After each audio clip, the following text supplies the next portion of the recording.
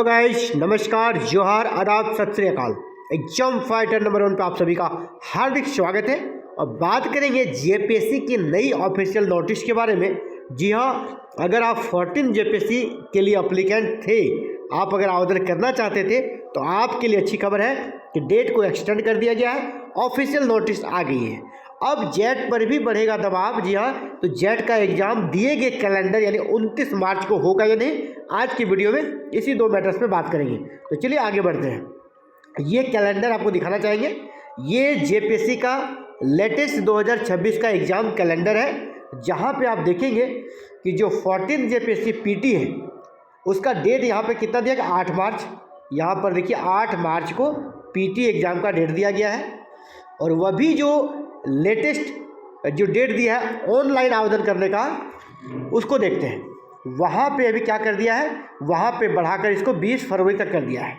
और फरवरी 28 दिन का होता है, यानी 20 फरवरी तक ऑनलाइन आवेदन और फी पेमेंट 21 फरवरी तक होगा।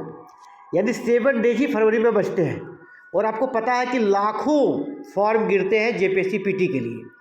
मेंस में उसकी संख्या कम होती है, लेकिन पीटी में लाखों बच्चे फॉर्म भरते हैं जेपीएससी पीटी का। तो इसका फिर स्क्रूटनी करना और 8 मार्च को एग्ज़ाम लेना, यानी 15 दिन में सब कुछ रेडी करके, ऊपर से भी सेंटर को के लेकर भी, कि सेंटर को लेकर जो डीएम को लेटर आता है, डीएम अलग अलग कॉलेज के प्रिंसिपल को, स्कूल्स के प्रिंसिपल को लेटर्स भेजते हैं, वो भी नहीं आया है।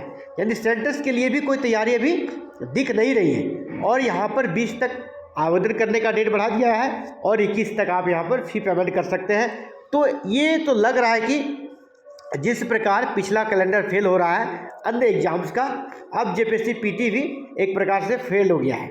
8 मार्च को आपका जेपीएससी पीटी नहीं होगा, इसके पूरे चांसेस हैं। 8 मार्च को जो 13 नंबर पे है नहीं होगा। तो अब बात करते हैं कि ये तो हो गया, अब इसका साइड इफेक्ट क्या होगा। तो 16 नंबर पे चलिए, बस 3 ही बाद आपका 29 मार्च को जेट एग्ज़ाम का आयोजन हो रहा है, पेपर 1 और पेपर 2 दोनों का।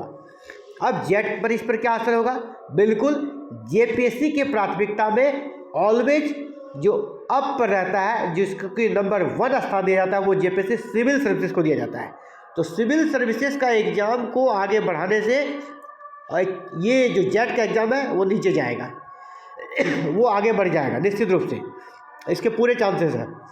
और अभी जेपीएससी पीटी में और एक लोचा ये है कि एज को लेकर, एज रिलैक्सेशन यानी एज का जो कटअप बनाया जाएगा वो 2018 डिमांड किया जा रहा है। और माननीय मुख्यमंत्री पर इस पर सहमति भी है, लेकिन निकाय चुनाव के कारण वो कैबिनेट से अप्रूव नहीं हो पाया। अगर वो अप्रूव हो जाता है निकाय चुनाव के बाद, यानी 23 फरवरी के बाद, तो फिर क्या होगा ना, 23 फरवरी के बाद जब ये अप्रूव हो जाता है तो इसके बाद क्या होगा, इसके बाद फिर से फॉर्म हो सकता है जेपीएससी पीटी का ओपन हो जाए, रीओपन हो जाए। तो यहाँ पर निश्चित रूप से ये चीज़ें निकल कर आ रही है कि जेट का एग्ज़ाम भी आगे जाएगा। एक एग्ज़ाम अगर आगे बढ़ता है तो दूसरा भी प्रभावित होता है कैलेंडर के अनुसार। और जेपीएससी की प्राथमिकता में आपका जेपीएससी सिविल सर्विसेज हमेशा रहता है।